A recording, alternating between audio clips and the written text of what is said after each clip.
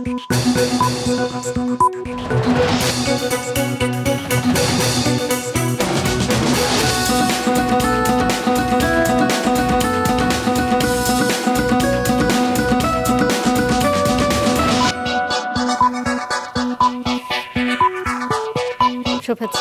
স্বাগত সন্ধ্যার মাছরাঙা সংবাদে। আপনাদের সঙ্গে আছি কাজী রওশন আরা সাকি। শুরুতেই গার্ডিয়ান লাইফ ইন্স্যুরেন্স সংবাদ শিরোনাম। রাজস্ব বোর্ডের কর্মকর্তা কর্মচারীদের শাটডাউন কর্মসূচিতে বন্ধ হয়ে গেছে দেশের সব কাস্টমস হাউস ও শুল্ক স্টেশনে কার্যক্রম। চেয়ারম্যানের অপসারণ সহ 5 দফা দাবিতে মার্চ টু এনবিআর কর্মসূচিতে যোগ দেন দেশের বিভিন্ন প্রান্তের কর্মকর্তা কর্মচারীরা। এদিকে এ পরিস্থিতিতে শুধু তৈরি পোশাক খাতে রোজ গড়ে 2,500 কোটি টাকার রপ্তানি বাধাগ্রস্ত হচ্ছে বলে জানিয়েছেন ব্যবসায়ীরা। সংস্কার নিয়ে জাতীয় ঐকমত্য কমিশনের কার্যক্রমে অসন্তোষ জানিয়েছেন বিএনপি নেতা সালাউদ্দিন আহমেদ। রাজধানীতে এক অনুষ্ঠানে বক্তৃতায় কমিশনের আসল মনোভাব জানতে চেয়েছেন তিনি। এদিকে সিলেটে দলটির আরেক নেতা আমির খসরু মাহমুদ চৌধুরী বলেছেন, বিএনপি ক্ষমতায় গেলে 1.5 বছরে 1 কোটি মানুষের কর্মসংস্থান সৃষ্টি করবে। কাঁচামালের ক্রমাগত মূল্য বৃদ্ধি ও পণ্যের ব্যবহার কমে যাওয়ায় চরম দুর্দিন চলছে পাবনার ঐতিহ্যবাহী তাঁত শিল্পে। ব্যবসায়িক মন্দায় গত 1 দশকে বন্ধ হয়ে গেছে সুজানগরের 1/3 তাঁত। কাজ হারিয়ে অনেক শ্রমিক বদলে ফেলেছেন পেশা। ক্রমাগত লোকসানে ধার দেনায় জর্জরিত হয়ে অনেকে এলাকা ছেড়েছেন। শুনছিলেন শিরোনাম, এবারে বিস্তারিত। জাতীয় রাজস্ব বোর্ড বিলুপ্ত করে 2টি বিভাগ গঠনের সিদ্ধান্ত বাতিল। বোর্ড চেয়ারম্যানের অপসারণ সহ 5 দফা দাবিতে চূড়ান্ত আন্দোলন শুরু করেছে এনবিআর সংস্কার ঐক্য পরিষদ। আজ থেকে শুরু হয়েছে লাগাতার শাটডাউন, সেই সঙ্গে সারা দেশ থেকে মার্চ টু এনবিআর কর্মসূচি। এতে বন্ধ হয়ে গেছে আয়কর, কাস্টমস ও ভ্যাট বিভাগের কার্যক্রম। পূর্ব ঘোষিত কর্মসূচি মার্চ টু এনবিআর পালনে সকাল থেকেই রাজধানীর আগারগাঁওয়ে সংস্থাটির সামনে জড়ো হতে থাকেন সারা দেশের রাজস্ব বিভাগের কর্মকর্তা কর্মচারীরা। যাত্রী সেবা কার্যক্রম চালু রাখলেও কমপ্লিট শাটডাউনে ছিল দেশের সব আয়কর, কাস্টমস ও ভ্যাট বিভাগের কার্যক্রম। আমরা কমপ্লিট শাটডাউনে আছি। আমাদের ভ্যাট, কাস্টমস এবং ইনকাম ট্যাক্সের কোনো অফিসে কাজ হচ্ছে না। আজকে এই রাজস্ব যে হারাচ্ছে, এটার জন্য এনবিআর চেয়ারম্যানই মূল দায়ী। কারণ তার কোনো সহযোগিতা, সহমর্মিতা, তার কোনো পদক্ষেপ আমরা দেখতে পাচ্ছি না। সরকার কেন একজন লোকের জন্য আমাদের এতগুলো লোককে ক্ষতিগ্রস্ত করছে, দেশকে ক্ষতিগ্রস্ত করছে। দুপুর 2:30টায় কর্মসূচি চালিয়ে যাওয়ার ঘোষণা আসে।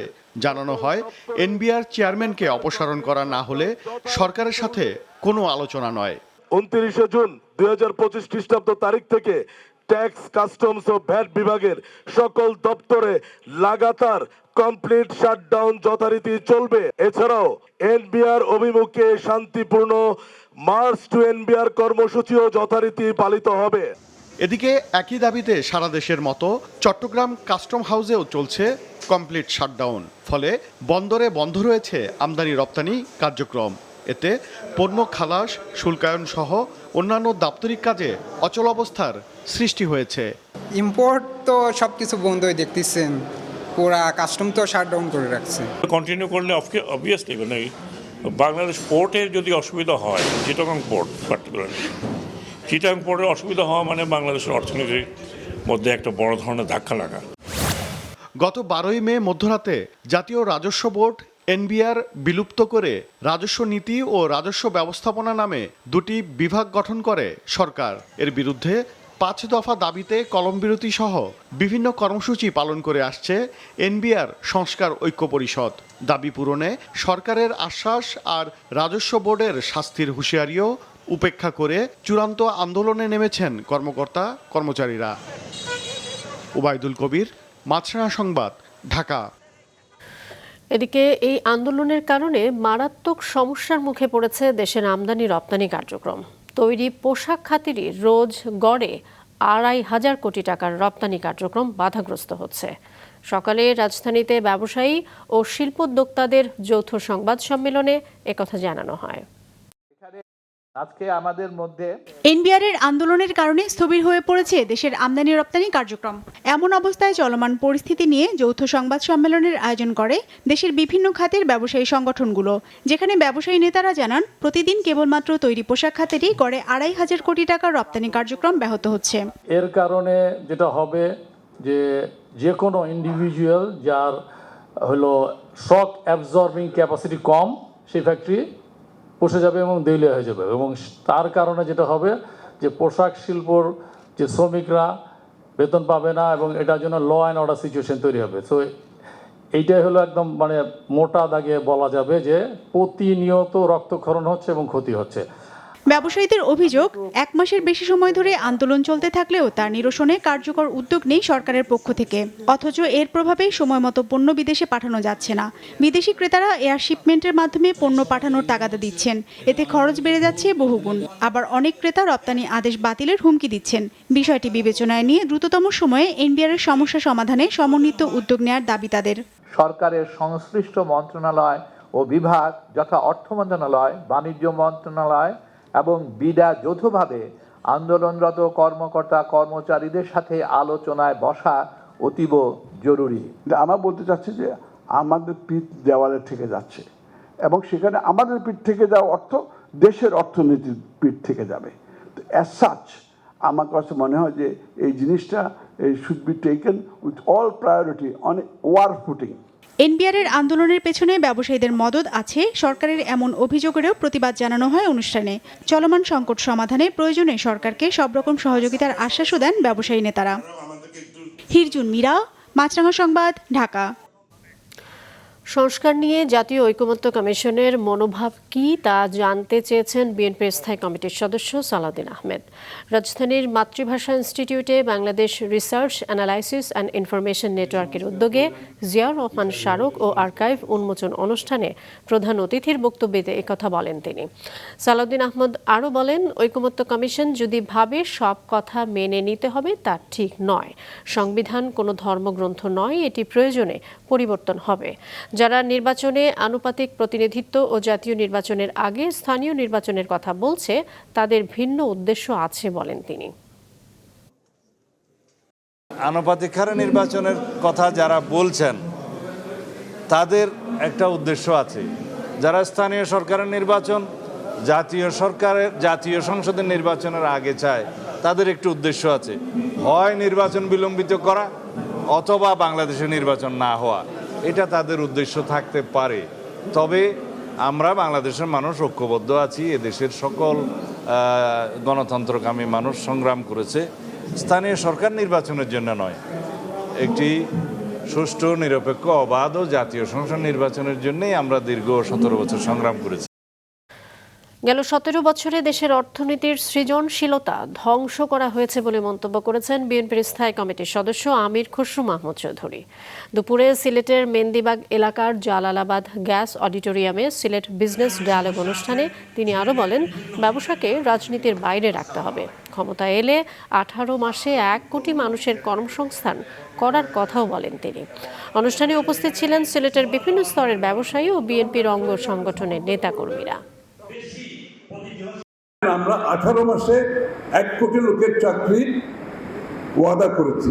18 মাসে 1 কোটি লোকের চাকরি, এটা কিন্তু অনেক বড় টার্গেট, কিন্তু আমরা টার্গেটটা দিয়ে বসে না। এই টার্গেট পূরণ করার জন্য কোথায় কোথায় আমরা চাকরি হবে সেটা আমরা সিদ্ধান্ত নিয়েছি। পুঁজি সংকট ও কাঁচামালের মূল্য বৃদ্ধি সহ ব্যবসায়িক মন্দায় চরম দুর্দিন চলছে পাবনার ঐতিহ্যবাহী তাঁত শিল্পে। গত 1 দশকে বন্ধ হয়ে গেছে 1/3 তাঁত। বেশিরভাগ তাঁত মালিক পরিণত হয়েছেন শ্রমিকে। হিড়িক পড়েছে পেশা পরিবর্তনের। রাতুল ইসলাম সুমনের ক্যামেরায় উৎপল মির্জা রিপোর্ট। সুজানগরের তাঁত প্রধান গ্রাম কুড়িপাড়ার 50টি পাওয়ারলুমের অন্যতম বৃহৎ এই কারখানায় এখন ভুতুরে পরিবেশ। ব্যবসায়িক মন্দায় বন্ধের পর বিক্রি হয়ে গেছে কারখানার সব পাওয়ারলুম। কাজ হারিয়েছেন 250 শ্রমিক। 10টি তাঁতের মালিক জামি খাতুন এখন অন্য কারখানার শ্রমিক। একইভাবে ক্রমাগত লোকসানে পুঁজি হারিয়ে মালিক থেকে শ্রমিকে পরিণত হয়েছেন শামীম হোসেন। আগে আমারও 6টা তাঁত মেশিন ছিল, লস দিতে যার কারণে আমি আর পারতেছি না, যার কারণে আমি বাদ দিয়ে আমি এখন পরের বাড়িতে আর কি শ্রমিক। সুজানগরের এই গ্রামে 1 দশক আগেও প্রায় সব পরিবারই ছিল তাঁত শিল্পের সাথে সম্পৃক্ত, অথচ এখনকার চিত্র ভিন্ন। ব্যবসায়িক মন্দায় বন্ধ হয়ে গেছে অধিকাংশ তাঁত। আমাদের মেশিন ছিল 10টা, আমরা ব্যবসায় লস খাইছি, লস খাওয়ার পরে মেশিনগুলো সব বিক্রি করে দিয়েছি, অনেক টাকা দিনা হয়ে গেছিলাম। লস সেজন্য তাঁত বিক্রি করেছি, বর্তমানে ঘর একবারে খালি। বিলুপ্ত হয়ে গেছে এই গ্রামের প্রায় 10,000 হস্তচালিত তাঁত, বন্ধ হয়ে যাচ্ছে অনেক পাললুম কারখানাও। স্থানীয় তাঁতি নেতৃবৃন্দের অভিযোগ, রং ফিতাসহ কাঁচামালের ক্রমাগত মূল্য বৃদ্ধি ও উৎপাদিত পণ্যের ব্যবহার কমে যায় সৃষ্টি হয়েছে এই সংকটের। বিগত 5 বছর আগেও এখানে হস্তচালিত তাঁতের সংখ্যা ছিল প্রায় 10,000, এখন একেবারেই শূন্যের কোঠায়। পাওয়ারলুম 2 বছর আগেও সুজনগর থানায় প্রায় 5,000 ছিল। বিভিন্ন কারণে লোকসানের মধ্য দিয়ে তাঁতিরা সর্বশান্ত হয়ে সে তাঁত এখন 3,000 3,500-এ আসে ঠেকেছে। একই চিত্র জেলার তাঁত পল্লী খ্যাত চাচকিয়া, জালালপুর, নতুন বাজার, কুলুনিয়া, দোগাছি, ন্যাসরাপাড়া সহ বিভিন্ন গ্রামের। এসব গ্রামের অনেক তাঁতি ক্রমাগত লোকসানে ধার দেনায় জর্জরিত হয়ে পালিয়ে গেছে এলাকা ছেড়ে। একসময় এই গ্রামের সবাই তাঁতি ছিল, অনেকেই ঋণগ্রস্ত এবং সার্টিফিকেট মামলায় অনেকেই মনে করেন এই এলাকা থেকে পালিয়ে গেছে, মানে চলে গেছে। তাঁত শিল্পকে রক্ষায় সহজ শর্তে ঋণ, খেলাপি ঋণের সুদ মওকুফ সহ সরকারি সহায়তা দাবি করেছেন তাঁতিরা। উৎপল মির্জা, মাছরাঙ্গা সংবাদ, পাবনা। জাতীয় নির্বাচনে আনুপাতিক প্রতিনিধিত্ব বা পিআর পদ্ধতির কোনো বিকল্প নেই বলে উল্লেখ করেছেন ইসলামী আন্দোলনের আমির সৈয়দ রেজাউল করিম। আজ রাজধানীর সোহরাওয়ার্দী উদ্যানে দলটির মহাসমাবেশে তিনি আরও বলেন, ইসলামপন্থীদের ঐক্যের ব্যাপারে গণ আকাঙ্ক্ষা তৈরি হয়েছে। জোটবদ্ধ ইসলামী দলগুলো হবে আগামী দিনের প্রধান রাজনৈতিক শক্তি। আজকের মহাসমাবেশের জনসমুদ্র সংসদ নির্বাচনে পিআর পদ্ধতির পক্ষের মৌলিক সংস্কারের প্রশ্নে কেউ কেউ দ্বিমত পোষণ করছে। সেটি হলে জুলাইয়ের শহীদদের সাথে বিশ্বাসঘাতকতা করা হবে বলেও জানান তিনি। সমাবেশে প্রাপ্ত ভোটের অনুপাতে সংসদে আসন বণ্টন, নির্বাচনে লেভেল প্লেইং ফিল্ড সহ 16টি দাবি জানিয়েছে দলটি। মহাসমাবেশে এনসিপি, জামায়াতে ইসলামী, গণ অধিকার পরিষদ ও এবি পার্টি সহ বিভিন্ন দলের নেতারা উপস্থিত ছিলেন। কেউ গড়িমসি করছেন, এটা জুলাইয়ের সাথে বিশ্বাসঘাতকতা। স্বৈরাচার তৈরির রাস্তা খোলা রাখা যাবে না। সংস্কার না করে নির্বাচন আয়োজন করে দেশকে আবারও আগের অবস্থায় নিয়ে যাওয়া যাবে না। পিআর পদ্ধতিতে নির্বাচন আয়োজন করার কোনো বিকল্প নাই। আজকের এই জনসমুদ্র পিআর পদ্ধতি নির্বাচনের পক্ষের জনসমুদ্র। বাংলাদেশ থেকে স্থলবন্দর দিয়ে 9 ধরনের পণ্য আমদানিতে নিষেধাজ্ঞা দিয়েছে ভারত। গতকাল দেশটির বৈদেশিক বাণিজ্য পরিদপ্তরের এক বিজ্ঞপ্তিতে বলা হয়েছে, বাংলাদেশি এসব পণ্য শুধুমাত্র মুম্বাইয়ের নভোসেবা বন্দর দিয়ে আমদানি করা যাবে। এর মধ্যে আছে কাঁচা পাট, পাটের রোল, পাটের সুতা ও কাপড়। বাংলাদেশ থেকে বছরে প্রায় $15 কোটি মতো এসব পণ্য ভারতে রপ্তানি হয়, যার 99% যায় স্থলপথে। সেটি বন্ধ করল ভারত। এ নিয়ে বাংলাদেশ থেকে পণ্য আমদানিতে 3 মাসে 3 দফায় বিধি নিষেধ আরোপ করল দেশটি। তবে নেপাল ও ভুটানে এসব পণ্য রপ্তানির ক্ষেত্রে স্থলপথ ব্যবহার করা যাবে। চট্টগ্রাম বন্দর ব্যবস্থাপনায় বিদেশি হস্তক্ষেপ এবং রাখাইন করিডোর চালুর উদ্যোগ বন্ধ সহ 4 দফা দাবিতে দেশের বিভিন্ন জেলায় রোড মার্চ ও প্রতিবাদ সমাবেশ করেছে বামপন্থী রাজনৈতিক দল। সাম্রাজ্যবাদ বিরোধী দেশপ্রেমিক জনগণের ব্যানারে সকালে ফেনীর কেন্দ্রীয় শহীদ মিনারে এক সমাবেশ করে তারা। পরে সেখান থেকে চট্টগ্রাম বন্দর অভিমুখে শুরু হয় রোড মার্চ। এর আগে গতকাল কুমিল্লায় রোড মার্চ অনুষ্ঠিত হয়। ঢাকার জাতীয় প্রেস ক্লাব থেকে এই রোড মার্চ শুরু করে নেতাকর্মীরা। এদিকে রোড মার্চের সমর্থনে ব্রাহ্মণবাড়িয়া প্রেস ক্লাব এলাকায় অনুষ্ঠিত হয়েছে সংহতি সমাবেশ। চট্টগ্রাম বন্দর কাউকে দেওয়া হবে না, করিডোর কাউকে আমরা দেব না, সুস্পষ্ট ঘোষণা দেন। তা না হলে কিন্তু অতীতে যারা ছিল তারা ঠেলা সামলাইছে, সেই ঠেলা আপনাকেও সামলাইতে হবে। এখনও নিয়ন্ত্রণহীন সারা দেশের ডেঙ্গু পরিস্থিতি। স্বাস্থ্য অধিদপ্তরের হিসেবে গেল মে মাসের তুলনায় জুনে ডেঙ্গু আক্রান্তের সংখ্যা প্রায় 3 গুণ বেড়েছে। গত 24 ঘন্টায় সারা দেশে ডেঙ্গুতে আক্রান্ত 1 জন মারা গেছে। ডেঙ্গুর হটজোন বরগুনায় গত 24 ঘন্টায় নতুন করে 68 জন ডেঙ্গু আক্রান্ত হয়েছে। আক্রান্তরা সকলেই হাসপাতালে চিকিৎসাধীন রয়েছে। প্রতিদিনই নতুন রোগী ভর্তি হয় বরগুনা 250 শয্যা জেনারেল হাসপাতালে দেখা দিয়েছে শয্যা সংকট। এতে অনেক রোগী থাকতে হচ্ছে মেঝেতে। বাড়তি রোগীর চাপে হিমশিম অবস্থা চিকিৎসক ও নার্সদের। চাঁপাইনবাবগঞ্জে গত 24 ঘন্টায় নতুন করে 15 জন ডেঙ্গু আক্রান্ত হয়েছেন। আক্রান্তদের মধ্যে একজনের অবস্থা আশঙ্কাজনক হওয়ায় তাকে রাজশাহী মেডিকেল কলেজে পাঠানো হয়েছে। সবশেষ 24 ঘন্টায় দেশে করোনায় 2 জনের মৃত্যু ও নতুন করে 7 জনের করোনা শনাক্ত হয়েছে বলে জানিয়েছে স্বাস্থ্য অধিদপ্তর। এ সময় কুমিল্লায় 11 জনের নমুনা সংগ্রহ করা হয়। এতে নতুন করে 1 জনের করোনা পজিটিভ শনাক্ত হয়েছে। এদিকে দিনাজপুরে নতুন করে 2 জনের করোনা শনাক্ত হয়। আক্রান্তের সংখ্যা হয়েছে 5 জন। করোনা আক্রান্ত রোগীদের চিকিৎসায় দিনাজপুর মেডিকেল কলেজ হাসপাতালে রাখা হয়েছে বিশেষ ব্যবস্থা। করোনার উপসর্গ নিয়ে ভর্তি হওয়া রোগীদের চিকিৎসা চলছে লক্ষ্মীপুর জেলা সদর হাসপাতালে। খুলনা মেট্রোপলিটন পুলিশের কমিশনার জুলফিকার আলী হায়দারের অপসারণের দাবিতে ব্লকেট কর্মসূচি পালন করছেন ছাত্র জনতা। বিকেল 3টা থেকে খুলনা মেট্রোপলিটন পুলিশের সদর দপ্তরের সামনে এই কর্মসূচি শুরু হয়। এ সময় ছাত্র জনতা পুলিশ কমিশনারের পদত্যাগের দাবিতে নানা স্লোগান দেন। তাদের দাবি, এসআই সুকান্ত দাসকে ছেড়ে দিয়ে পুলিশ কমিশনার পক্ষপাতমূলক আচরণ করেছেন। এছাড়াও তিনি আইনশৃঙ্খলা পরিস্থিতি নিয়ন্ত্রণে ব্যর্থতার পরিচয় দিয়েছেন। ছাত্র জনতার দাবি অনুযায়ী যতক্ষণ না পর্যন্ত পুলিশ কমিশনার অপসারিত না হচ্ছেন ততক্ষণ তাদের আন্দোলন চলবে। গত বুধবার থেকে এই কর্মসূচি পালন করছে ছাত্র জনতা।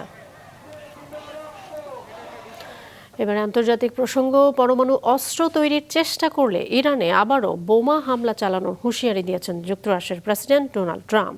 শুক্রবার হোয়াইট হাউসে সংবাদ সম্মেলনে একথা জানান তিনি। পরে হোয়াইট হাউসের ওভাল অফিসে কঙ্গো রুয়ান্ডা চুক্তি উদযাপন উপলক্ষে আয়োজিত এক অনুষ্ঠানে ট্রাম্প বলেন, ইসরায়েল ও হামাসের মধ্যে 1 সপ্তাহের মধ্যে যুদ্ধবিরতি প্রতিষ্ঠা করা সম্ভব। তার বিশ্বাস, সেখানকার পরিস্থিতি যুদ্ধবিরতির খুব কাছাকাছি অবস্থায় রয়েছে। এদিকে যুক্তরাষ্ট্রের প্রযুক্তি প্রতিষ্ঠানগুলোর উপর কানাডার কর নীতিকে স্পষ্ট হামলা বলে কানাডার সঙ্গে বাণিজ্য আলোচনা বন্ধ করে দিয়েছেন ট্রাম্প। অন্যদিকে উত্তর কোরিয়ার সঙ্গে চলমান সংকট সমাধানে সক্ষম হবেন বলেও আশাবাদ জানান ট্রাম্প।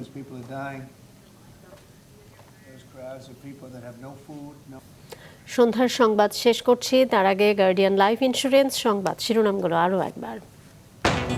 শাটডাউন কর্মসূচিতে বন্ধ দেশের সব কাস্টমস হাউস ও শুল্ক স্টেশনের কার্যক্রম। পোশাক খাতে রোজ 2,500 কোটি টাকার রপ্তানি বাধাগ্রস্ত। সংস্কার নিয়ে ঐকমত্য কমিশনের কাজে অসন্তোষ বিএনপি নেতা সালাউদ্দিনের। ক্ষমতায় গেলে 1.5 বছরে কোটি মানুষের কর্মসংস্থানের আশ্বাস খসরুর। কাঁচামালের মূল্য বৃদ্ধি ও পণ্যের ব্যবহার কমে যাওয়ায় চরম দুর্দিন পাবনার তাঁত শিল্পে। কাজ হারিয়ে অনেক শ্রমিক বদলে ফেলেছেন পেশা। এই ছিল সন্ধ্যার সংবাদে। ফেসবুকে আপডেট পেতে ভিজিট করুন মাছরাঙা টেলিভিশনের পেজে। ইউটিউব চ্যানেলেও দেখতে পারেন আমাদের সংবাদ, প্রতিবেদন এবং অনুষ্ঠান। দর্শক, করোনার সংক্রমণ ফের শুরু হয়েছে এবং তা বাড়ছে। এ থেকে সুরক্ষিত থাকতে ব্যবহার করুন ফেস মাস্ক। এতক্ষণ সঙ্গে থাকার জন্য ধন্যবাদ জানিয়ে আমি কাজী রওশন আরা সাকি শেষ করছি সন্ধ্যার মাছরাঙা সংবাদ। এই দিন এইভাবে।